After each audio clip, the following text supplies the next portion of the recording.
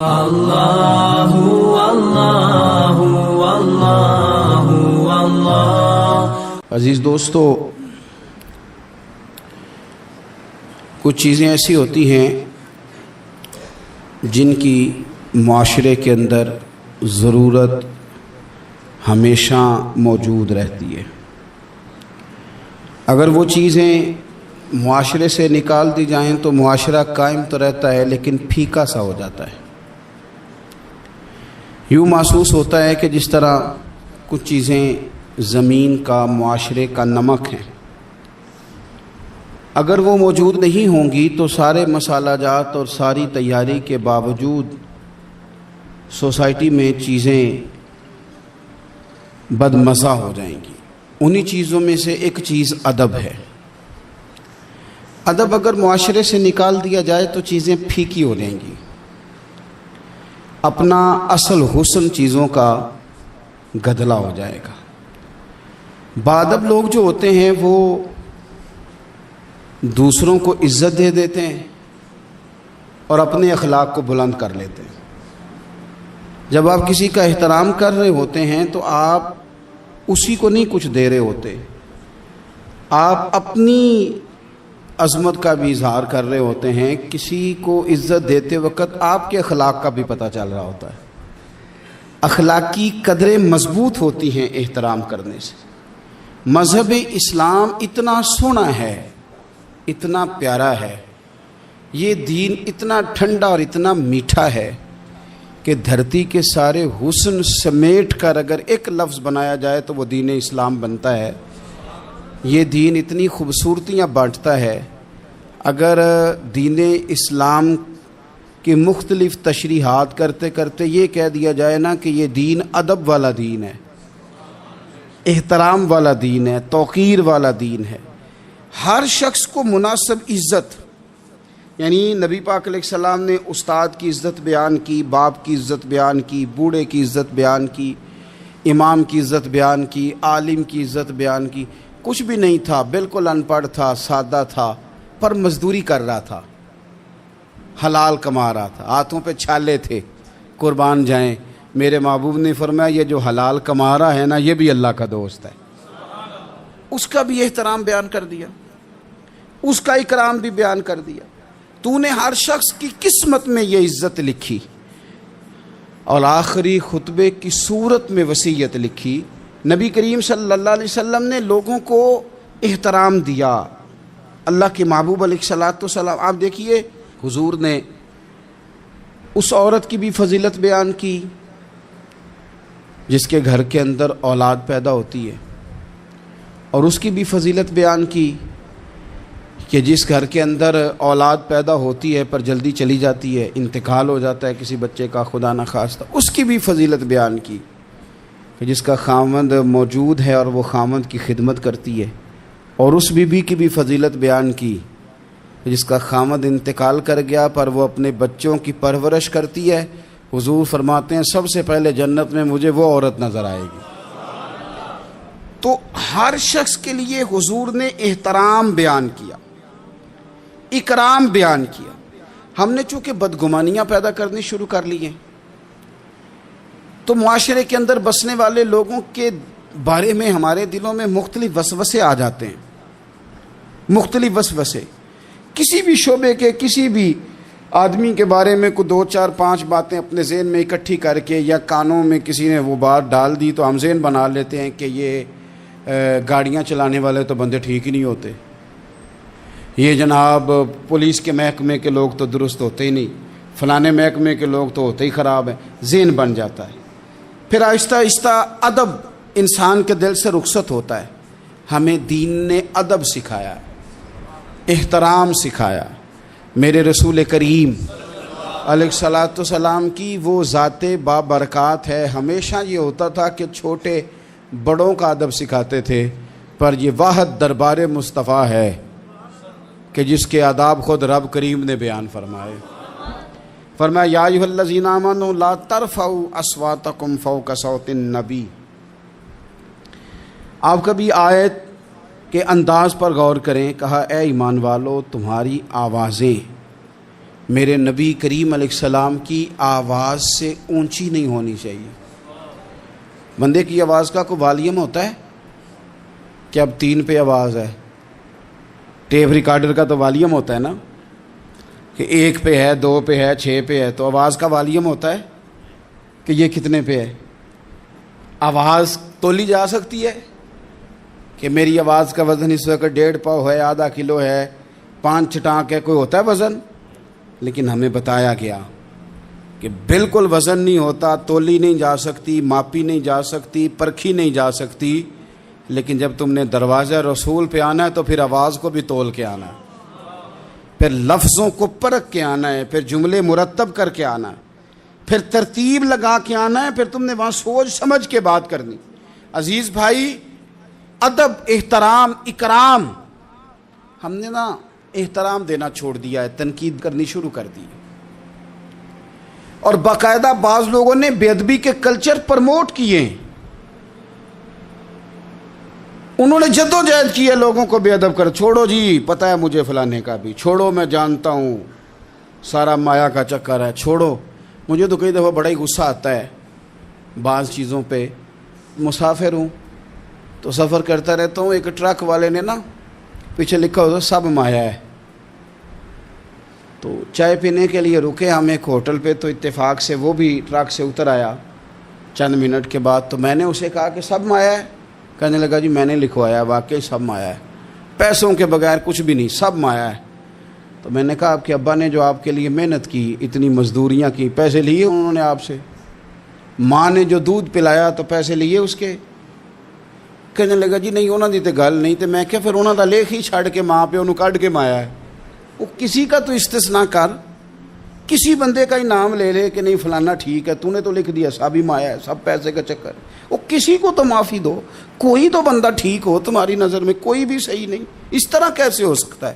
تم کہتے ہو کوئی ٹھیک نہیں اور بنانے والا کہتا ہے لقد خلقنا الانسان فی احسن تقویم، میں نے بنائی بڑے سونے ہیں، تمہیں ٹھیک کوئی نہیں لگتا. بنانے والا کہتا ہے میری تقویم ہی بڑی اعلیٰ ہے، میں نے بڑے سونے بنائے ہیں، تم دیکھو تو صحیح، انسان میرا شاہکار ہے.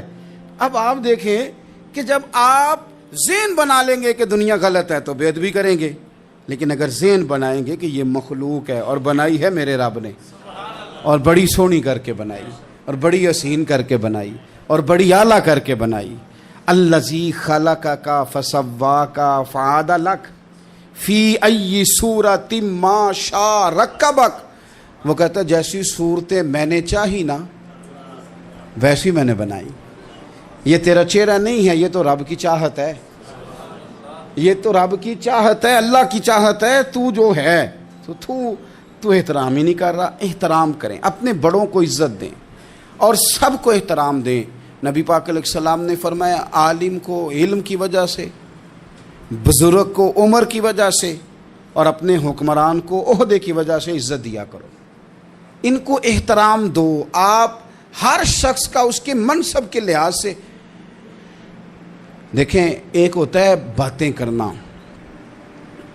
باتیں کرنے میں بھی کوشش کریں پہلے کسی بزرگ کی سنیں، کسی بڑے کی سنیں. یہ ضروری نہیں کہ بزرگ پڑھا لکھا ہی ہو. کئی دفعہ یہ بھی ہوتا ہے کہ والد صاحب ان پڑھ ہیں، بیٹا انجینئر ہو گیا ہے. اب کوئی بندہ رشتہ دار تھا، اس نے مشورہ مانگا ہے کہ میں نے یہ مکان بنانا ہے، چھت ڈالنا ہے، تو میں 10 فٹ پہ ڈال لوں یا 14 فٹ پہ ڈالوں. تو والد صاحب مشورہ دینے لگے تھے، تو اگر بیٹا بول پڑے کہ ابا جی آپ تو پڑھے نہیں، میں تو انجینئر ہوں، آپ چپ کر جائیں، تو میرے خیال میں یہ اس کی بے ادبی ہے. اس کو چاہیے تھا والد صاحب کو بات کر لینے دیتا، اور بات کر لینے دینے کے بعد پھر وہ کہتا کہ جناب آپ بھی ٹھیک کہہ رہے ہوں گے تجربے کی روشنی میں، پر جو میں نے پڑھا ہے اور جو میں نے سیکھا ہے اور جو میرے سمجھ میں آیا ہے وہ یہ ہے.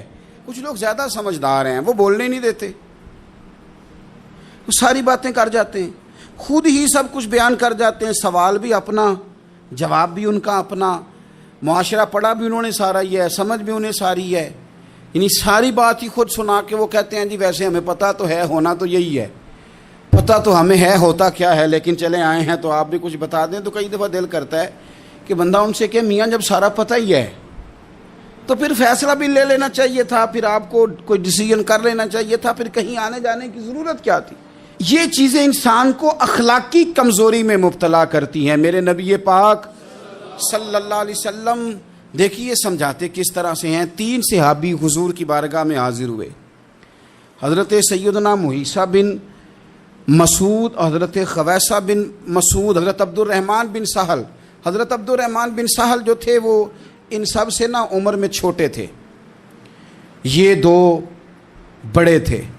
تو عبد الرحمن بن سہل تھے چھوٹے، پر انہوں نے بات پہلے کرنی شروع کر دی، اور جب وہ بات پہلے گفتگو شروع کر رہے تھے اور گفتگو بڑھ بڑھ کے کرنا چاہ رہے تھے، آگے بڑھ رہے تھے، خیال کر رہے تھے کہ مجھے بات پہلے کرنی چاہیے، اب بات ہی کرنی تھی نا، کوئی حرج نہیں ہے پہلے چھوٹا کر لے، کوئی مسئلہ۔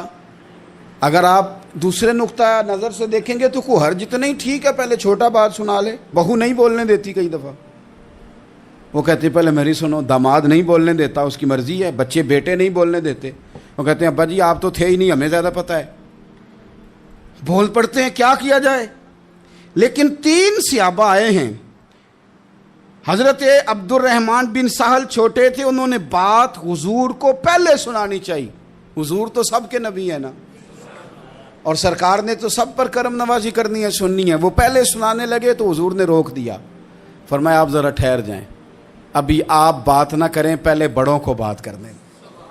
یہ تعلیم بیان فرمائی کہ گفتگو میں بڑوں کو پہلے موقع دیا جائے گا، بڑے کیا کہتے ہیں ان کی بات پہلے سنی جائے گی، ان سے پہلے پوچھا جائے گا کہ معاملہ کیا ہے۔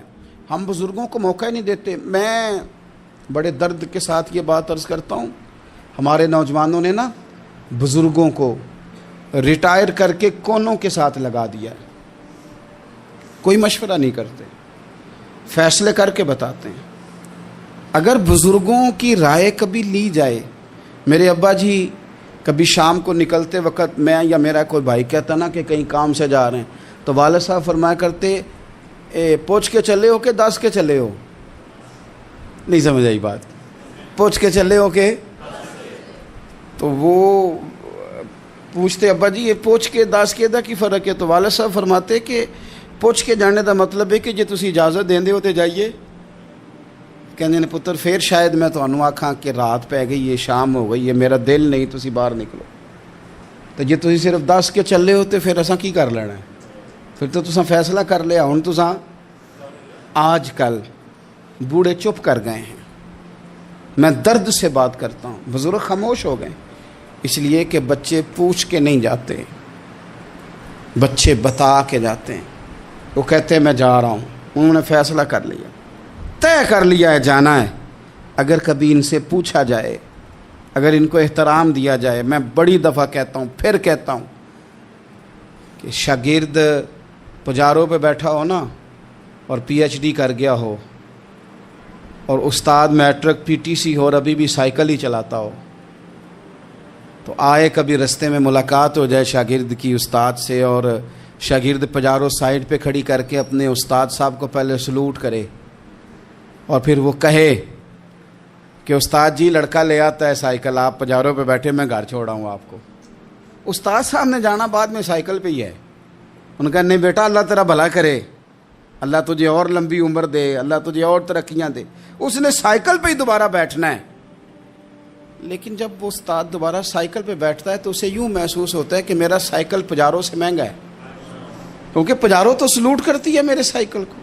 لیکن کبھی غریب استاد کے قریب سے امیر شاگرد گزر جائے تو تکلیف ضرور ہوتی ہے کہ یار تو میرے پاس سامنے پھٹی پہ بیٹھ کے پڑھتا تھا اور آج تو کہاں پہنچ گیا ہے۔ جب ہم احترام کرتے ہیں تو سوسائٹی میں قدریں بڑھتی ہیں یار، لوگوں کو کیا مثلاً فرق پڑے گا اگر آپ اماں کو راضی کر لیں؟ کیا ہوگا؟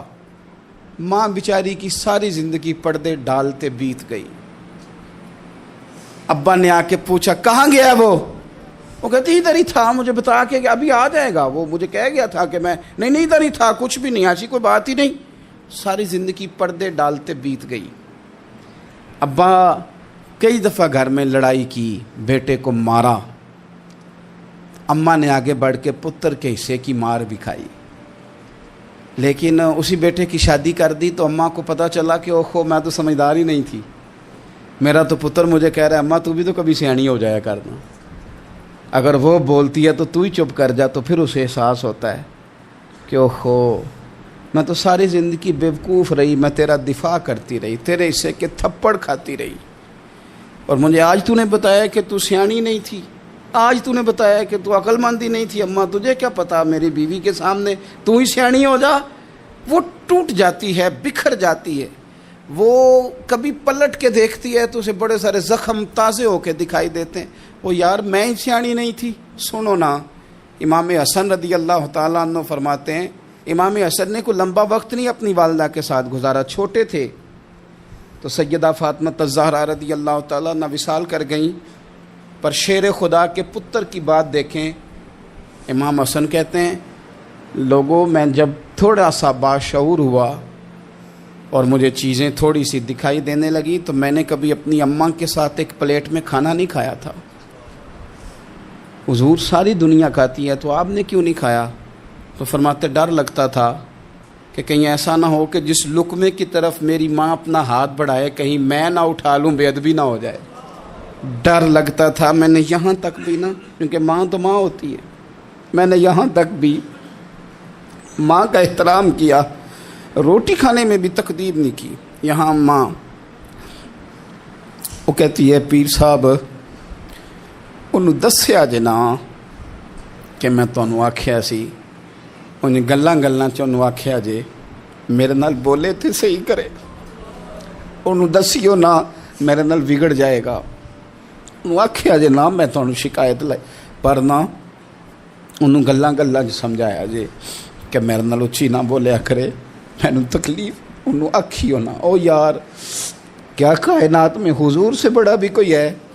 لیکن حضرت حلیمہ سعدی آئی ہیں تو کیا میرے نبی اٹھ کے کھڑے نہیں ہو گئے؟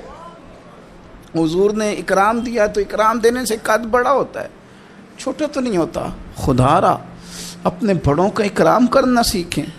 انہوں نے کسی نے آپ کو جگہ دی ہوگی, کسی نے آپ کو نوکری دی ہوگی, لیکن ماں باپ نے تو زندگی دے دی اولاد کو, جوانیاں دے دی, سارا کچھ دے دیا. اور بچے ہیں کہ سمجھتے نہیں. احترام کے جذبے اپنی طبیعت میں لائیں, بے ادب نہ بنیں, سوء ادب نہ کبھی کریں. آپ نہ کبھی کوئی ایسا کام نہ کریں جس سے نہ تکلیف بڑھے, جس سے آزمائش بڑھے. آپ احترام والے رہیں گے تو خود بھی سجے سنورے نکھرے رہیں گے. اپنے بزرگوں کو پہل کریں بزرگوں کی طرف. یعنی آپ گھر کے اندر چھپا کے سیب اپنے کمرے میں نہ لے کے جائیں, چھپا کے چیزیں نہ رکھیں, بلکہ پہل کریں بوڑھے ابا سے, پہل کریں اپنی والدہ سے, وہاں سے آغاز کریں. آپ دیکھیں برکتیں کتنی ہوتی ہیں. میں کچھ باتیں مجھے لطف دیتی ہیں. میرے کچھ سنگی ہیں, 3 بھائی ہیں اکٹھے, مجھ سے بیعت ہیں, میرے ساتھ بڑا پیار کا رشتہ ہے. تو کبھی کبھی نا خدمت کرنے کا دل کرتا ہے ان میں سے کسی کا کہ چلیں حضرت صاحب آئے ہیں تو ہم کچھ نذرانہ پیش کریں. تو اپنے بڑے بھائی کو وہ تھماتے ہیں کہ جناب آپ یہ کام کریں. اللہ تعالیٰ کا شکر ہے میری جیب کم ہی خالی رہتی ہے, اس کا فضل رہتا ہے. لیکن وہ پیسے لینے سے زیادہ یا تحفہ لینے سے زیادہ یا پھول پکڑنے سے زیادہ اس بات کی مجھے خوشی ہوتی ہے کہ کتنے نرالے ہیں. بڑے کو آگے لگاتے ہیں تو برکت تو حاصل کرتے ہیں نا. اس لیے کہ برکتیں ہمیشہ بڑوں سے ہوتی ہیں, بڑوں سے ہمیشہ برکتیں. یہ پھول کا تحفہ بڑے بھائی کو دے کے جب آگے کیا جاتا ہے تو میرے دل کو اچھا لگتا ہے, مجھے قرار آتا ہے کہ یار یہ لہجہ ٹھیک ہے, یہ انداز یہ ٹھیک ہے. اپنے بڑوں کو آگے رکھیں, بڑوں کو کلام کرنے کا موقع پہلے دیں. گھر میں کوئی چیز لائیں تو تقدیم کریں. ہمارے ہاں نا اب جو استادی شاگردی آئی ہے نا یہ بڑی خطرناک ہے. ہمارے ایک قاری صاحب تھے, ایک مدرسے میں پڑھاتے تھے, بڑا مارا کرتے تھے, اور میں انہیں مذاق بھی کرتا تھا, کبھی کبھی عذرائے محبت مزاح کرتا تھا. میں ان سے کہتا تھا قاری صاحب آپ شاید مار کھا کے پڑھیں اس لیے بچوں سے بدلہ لیتے ہیں.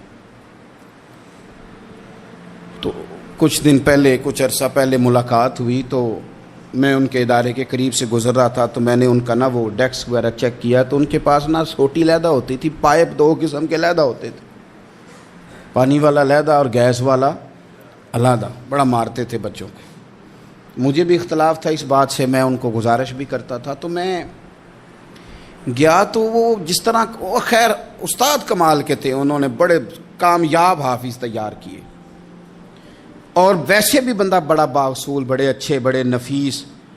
میں نے ان سے کہا کہ وہ خیر ہے، مطلب چھوٹیاں کدھر گئیں آپ کی؟ کہنے لگے حضرت صاحب نہ شاگرد رہے، نہ استاد رہے، نہ وہ ماں باپ رہے۔ کہنے لگے پتہ نہیں 2-4 سالوں میں کیا ہوا ہے۔ تو میں نے کہا آپ کو تو کوئی منع کاری نہیں، میں نے کئی دفعہ سمجھایا تھا، آپ باز نہیں آتے۔ کہتے تھے اب آ گیا ہوں، اس لیے کہ ایک کو چھڑی مار رہے ہوتے ہیں تو دوسرا ساتھ ویڈیو بنا رہا ہوتا ہے۔ پہلے طالب علم اس طرح کی توہین کا رویہ استادوں کے ساتھ نہیں کرتے تھے، وہ کہتے تھے جیسے بھی ہے فیض استاد سے لینا ہے۔ اب آپ ذرا گھور کے دیکھیں تو کہتے ہیں لاؤ کتابیں، جا رہا ہوں بڑے مدرسے، بڑے کالج، بڑے اسکول۔ میں نے اپنی زندگی میں دیکھا کہ ہمارے بڑے کہتے تھے، کبھی گھر کے بتاتے نا استاد جی نے مارا ہے تو کہتے تھے کسی غلطی سے مارا ہوگا، اور اس طرح کے سخت لفظ بولتے تھے کہ ہمیں لگتا تھا کہ ہمارے بزرگ ہمارے ساتھ زیادتی کر رہے ہیں۔ وہ کہتے تھے کہ مینوں ہڈیاں چاہیے نے پڑھیا ہوئے، یہ لفظ کہتے تھے میرے ابا جی میری اماں، ہڈیاں دیا جی سانوں پر دیا جی پڑھیا۔ اب کیا ماحول ہے، ڈر آتا ہے، بچے گھورتے ہیں۔ ان کی اماں آ کے کہتی ہے تو 8,000 کا مولوی ہے، میرا 1.25 کروڑ کا بچہ ہے، تیری طاقت کیسی ہوئی چودھری کے بچے کو ہاتھ لگانے کی؟ اتنی تیری جرت کہ تو نے میرے بیٹے کو ہاتھ لگایا ہے؟ کروں گی نا کل بندے اکٹھے تیری کراؤں گی چھوٹی مسجد سے، تو اتنی تیری طاقت کہ تو میرے بچے کو مارے۔ ہم نے نا پرموٹ کی چیزیں، پرموٹ۔ حضرت خواجہ حسن بصری رحمت اللہ علیہ فرمایا کرتے تھے ادب نہ ہو تو علم آ ہی نہیں سکتا، اس لیے کہ کتابیں رہنمائی کرتی ہیں، کتابوں کی ترجمانی تو استاد نے کرنی ہے۔ تو اگر آپ وہ احترام ہی نہیں ہے، وہ طبیعت ہی نہیں ہے، وہ ذوق ہی نہیں ہے، سیکھنے کا وہ خاص جذبہ ہی نہیں ہے۔ ہمارے صاحب رحمۃ اللہ علیہ فرمایا کرتے تھے بہت سارے لوگ بڑے بڑے درویشوں کے پاس جا کے خالی آتے ہیں۔ حضور کیوں؟ فرماتے تھے اس لیے کہ کشکول سیدھا نہیں کرتے، پیالہ سیدھا نہ ہو تو خیرات آیا نہیں کرتی، ادب نہیں کرتے، احترام نہیں کرتے، پیالہ سیدھا نہیں کرتے۔ پیالہ سیدھا نہ ہو تو وہ تو جو دینا ہو وہ بھی نیچے گر جاتا ہے۔ احترام، ایک شخص نے نا حضرت سیدنا امیر معاویہ رضی اللہ تعالیٰ عنہ سے کہا کہ میں نے زیارت کرنی ہے حضرت امام حسین رضی اللہ تعالیٰ عنہ کی، مدینہ شریف جا رہا ہوں، میں نے ان کو پہلے دیکھا نہیں ہوا، تو مجھے بتائیے امام علی مقام رضی اللہ تعالیٰ عنہ کو میں کیسے پہچانوں گا؟ تو ابن عساکر دیکھیے گا، حضرت امیر معاویہ رضی اللہ تعالیٰ عنہ فرمانے لگے تو مدینہ شریف جانا، ایک شخص لوگوں کے حلقے میں بیٹھ کے لوگوں کو دین پڑھا رہا ہوگا، مسجد نبی میں وہ چمکتا ہوا چہرہ لوگوں کو قرآن و سنت کی تعلیمات سے روشناس کر رہا ہوگا، اور فرمایا اس کے ارد گرد لوگ اس ادب سے بیٹھے ہوں گے کہ جیسے ان کے سروں پر پرندے بیٹھے ہوئے ہیں، ذرا حرکت کی تو پرندے اڑ جائیں گے۔ فرمایا جب وہ نورانیت والا ماحول تم دیکھو اور اتنے با ادب شاگردوں کے بیچ بیٹھی ہوئی ایک نورانی ہستی کو دیکھو تو سمجھ لینا وہی حسین ابن علی ہیں، وہی ہے امام علی مقام امام حسین، کہ جو اس احترام کے ساتھ لوگوں کو انہوں نے آداب سکھائے ہیں، اس طرح انہوں نے لوگوں کو سمجھایا ہے کہ ان کے شاگردوں کا یہ رنگ ہے کہ وہ تو سر نہیں ہلاتے کہ کہیں پرندہ نہ اڑ جائے۔ اس انداز میں جب لوگ، مجھے بات یاد آ گئی، امام احمد بن حنبل رحمۃ اللہ علیہ بہت بڑے محدث تھے، تو مجھے پتہ ہے اگر آپ مجھ سے پوچھیں گے نا اس دور میں فقہ سب سے بہترین کس کو آتی ہے تو میں آپ کو بتا سکتا ہوں، کیونکہ میرا شعبہ ہے نا۔ آپ پوچھیں گے صرف ناو کا استاد کون اچھا ہے تو میں بتا دوں گا کہ کہاں پہ ہے، کون ہے، میرا شعبہ ہے۔ اسی طرح سے میڈیکل کے شعبے سے وابستہ لوگوں سے آپ پوچھیں گے کہ ہارٹ کا ڈاکٹر کون سا اچھا ہے تو بتا دیں گے۔ پوچھیں گے بھئی میں نے ایک ناک کان گلے کے ڈاکٹر کے پاس جانا ہے، تو جس کا جو شعبہ ہے اسے پتہ ہوتا ہے۔ مدرسے کے بچوں کو بھی پتہ ہوتا ہے کہ کون سا آدمی کہاں بہترین پڑھانے والا ہے۔ ایک بزرگ تھے شاہ بقی الدین ابن مخلد، وہ کہتے ہیں مجھے پتہ چلا کہ اس دور میں نبی کریم علیہ السلام کی حدیث جو سب سے بہترین پڑھاتے ہیں وہ امام احمد بن حنبل ہیں۔ ان کو حضور کی حدیث سے جو خاص شغف ہے وہ کسی اور کو نہیں۔ کہتے ہیں میرے دل میں لو لگ گئی، حالانکہ میں امیر گھرانے سے تھا، میں کشتی میں بیٹھا امام احمد بن حنبل کے پاس آنے کے لیے، رشتے میں طوفان آ گیا، کشتی ہچکولے کھانے لگی، کسی طریقے سے ایک جزیرے کے ساتھ جا کے کشتی لگی، ٹوٹ گئی، بکھر گئی، میں جزیرے پہ اتر گیا، اور بھی کئی لوگ تھے، 1 مہینہ وہاں رہنا پڑا، بارشیں ختم ہوئی، موسم ٹھیک ہوا تو ایک کشتی دکھائی دی آتی ہوئی، فرماتے ہیں کہ وہ اس کشتی میں بیٹھا، دوبارہ بغداد گیا، مجھے سفر طے کرتے 2.5 مہینے گزر گئے، وہ جزیرے پہ مہینہ پتے کھا کے بھی گزارا کرنا پڑا، نکلا تھا علم حاصل کرنے، جب بغداد شریف پہنچا لوگوں سے پوچھا امام احمد بن حنبل کا مدرسہ کہاں ہے؟ انہوں نے کہا وہ مدرسہ تو بند ہو گیا ہے، وقت کا بادشاہ مخالف ہو گیا، مسجد مدرسہ سیل کر دیا۔ امام صاحب کہاں ہیں؟ کہا گھر کے اندر قید ہیں۔ ان کے گھر کو سب جیل بنا دیا، چاروں جانب پولیس کھڑی ہے، اور ویسے بھی بغداد میں کرفیو ہے، ہر چوک چوراہے میں پولیس والے کھڑے ہیں۔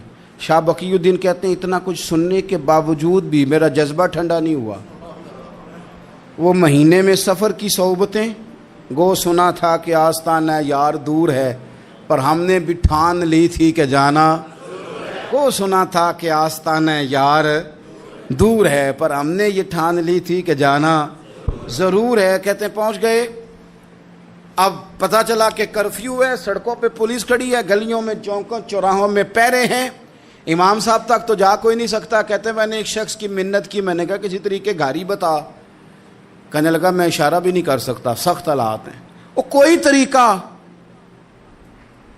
میں نے جب زیادہ تڑپ کے کہا تو وہ شخص کہنے لگا میں ان کے گھر کے قریب تجھے لے جاؤں گا اور گزرتے وقت صرف آنکھ کا اشارہ کروں گا۔ کہتے ہیں میں نے کہا یہ بھی ٹھیک ہے۔ ان کے گھر کے تیری تلاش میں پھرے نا ہم جنگل پہاڑ اور دشت میں، ان کے دروازے کے قریب اس نے اشارہ کیا۔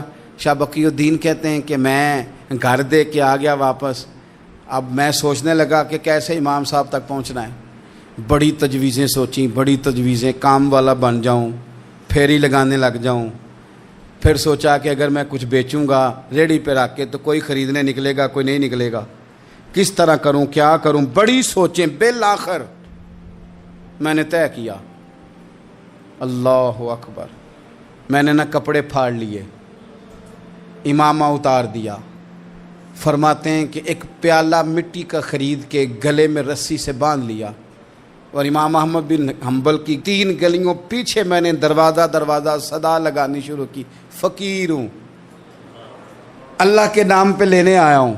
کہتے ہیں 1 دینار مانگتے مانگتے مانگتے مانگتے آزم یار مناؤن دی خاطر اساں کی پیس وٹائے۔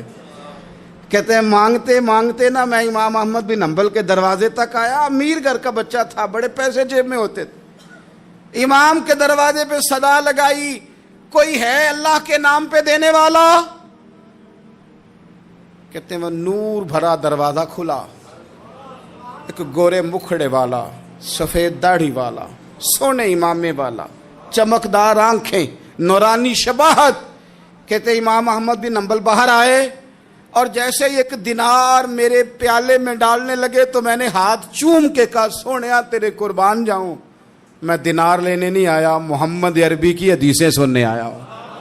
کہتے ہیں امام کی بھی آنکھیں کھل گئیں، کہنے لگے اس حال میں آزم یار مناؤن دی خاطر سانکی کی پیس وٹائے۔ کہا حضور کیا کرتا، یہی ایک طریقہ رہ گیا تھا، میں تو کہاں سے چلا ہوں، کہاں پہنچا ہوں، کیا کروں؟ امام صاحب فرمانے لگے پھر میں بھی بڑے دنوں سے پریشان تھا، کوئی سیکھنے والا نہیں مل رہا تھا، تو مل گیا۔ کہنے لگا حضور میں روز آ جاؤں فقیر بن کے، آپ جتنا چاہیں 2 4 5 منٹ میں مجھے حدیثیں سنا دیں، میں اگلے دن یاد کر آیا کروں۔ کہتے 2 سال لگ گئے، شاگرد کہاں ملیں گے ایسے، کہاں مرید ملیں گے، گزر گیا دور۔ کہتے ہیں کہ میں نہ ہر روز فقیر بن کے جاتا، 3 گلیاں پیچھے مانگنا شروع کرتا، کوئی شک نہ کرے، 2 سال دروازے پہ جاتا، آگے پیالہ کرتا، امام 1 دینار ڈالتے اور مصطفیٰ کی حدیثیں سناتے۔ کہتے ہیں حالات بدل گئے، 2 سال کے بعد حکومت بدل گئی، امام کا مدرسہ بحال ہو گیا، رش ہو گیا، بادشاہ بڑا عقیدت مند تھا، جو نیا آیا اس نے بڑا کر کے ادارہ بنا کے دیا، جس دن میں گیا تو رش لگا ہوا تھا۔ کہتے ہیں حالات بدلے تو ہم نے بھی کپڑے بدلے، ہم نے بھی دوبارہ سے دستار باندھی، اور کہتے ہیں بڑے لوگ بیٹھے ہوئے تھے، میں جب داخل ہوا نا تو امام اٹھ کے کھڑے ہوئے، آپ فرمانے لگے پتر ادھر آ، تو آگے آ کے بیٹھ، لوگ دین سیکھنے آتے ہیں، تو فقیر بن کے مانگنے آیا تھا، اور میں بھی باقیوں کو پڑھایا کرتا تھا، تجھے میں دیا کرتا تھا، اور اب باقی پڑھا کریں گے، تجھے دیا جائے گا، اور آج تجھے سینے سے نکال کے دیا کروں گا۔ زمانے بدل گئے، حالات بدل گئے، وہ شخص چلا گیا، کون حکمران تھا کون نہیں تھا، لیکن استاد شاگرد کے ادب کی داستان قیامت تک باقی رہے گی۔ یہ قیامت جب طبیعتوں میں احترام ہوتا ہے، جب ادب ہوتا ہے۔ آپ کو پتہ ہے نبی پاک صلی اللہ علیہ وسلم کو یہ ادب کتنا پیارا ہے، نبی پاک علیہ الصلوۃ والسلام اس احترام کے جذبے کو کتنا پسند کرتے ہیں۔ اللہ کے پیارے رسول صلی اللہ تعالیٰ علیہ وسلم اس جذبہ احترام سے کتنے راضی ہوتے ہیں۔ حضور کس قدر زیادہ چاہتے ہیں کہ میری امت ادب والی بنے۔ نبی پاک علیہ الصلوۃ والسلام ادب والے لوگوں کے بارے میں اتنے راضی ہیں، اتنے راضی ہیں، اتنے خوش ہیں، حضور اتنا نوازتے ہیں۔ میں نے یہ حدیث پڑھی تو یوں لگا کہ جیسے روح وجد کرنے لگی ہے۔ بہقی میں امام بہقی نے لکھی ہے، اللہ کے پیارے رسول علیہ السلام فرماتے ہیں جو چھوٹے پر شفقت کرے اور بڑے کا احترام کرے، اللہ اسے جنت میں میری سنگت عطا فرمائے گا۔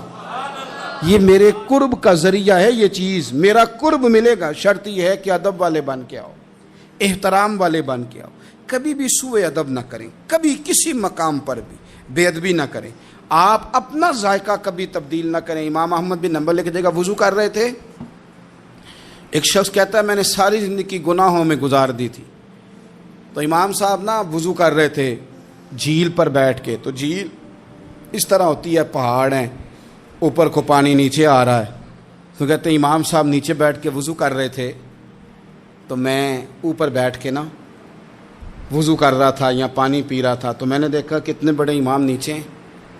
کہتا ہے میں نا میرے دل میں خیال ہے یار میں ساری زندگی غلط کاموں میں گزاری ہے، پر جو بھی ہے یہ رسول اللہ کے دین کے عالم ہے۔ کہتے ہیں وہ حضور کے دین کی عزت کرنے کے لیے میں اوپر سے اٹھا آ کے نا، تو میں تھوڑا پیچھے جا کے نیچے بیٹھ گیا، جو میری حاجت تھی، پانی پینا تھا یا منہ دھونا تھا، میں وہ کرنے لگا۔ کہتے ہیں امام صاحب نے پھر یوں نظر میری طرف دیکھی، پتہ نہیں انہوں نے کیا دعا دی کہ رب نے مجھے توبہ کی توفیق عطا فرما دی۔ میں اللہ کے فضل سے اللہ نے میرا دل موڑ دیا، اور میں رب کریم کی بارگاہ کی جانب میری توجہ ہو گئی، خدا نے مجھے اس ادب کی برکت سے اپنی بارگاہ کی طرف اللہ تبارک و تعالیٰ نے مجھے موڑ لیا۔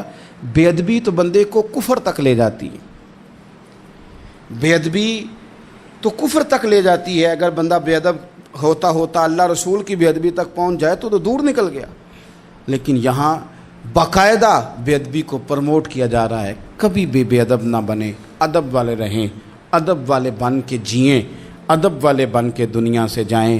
وہ درویش نے کہا تھا کہ بے ادباں مقصود نہ حاصل، نہ درگاہ ٹوئی، بانج ادب دے محمد بخشا، توڑ نہیں چڑھیا کوئی، آخر دعوا یا ان الحمدللہ رب العالمین۔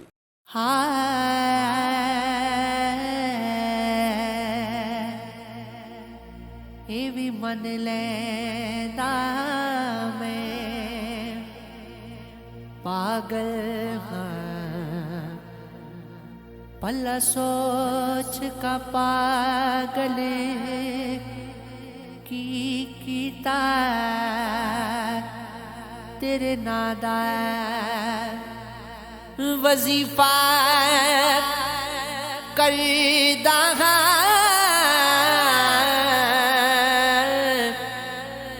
پلا سوچ کامل کی کیتا مینوں دین جہان دی خبر نصیب پلا سوچ غوافل کی کتاب اجنام مصطفیٰ اجڑیا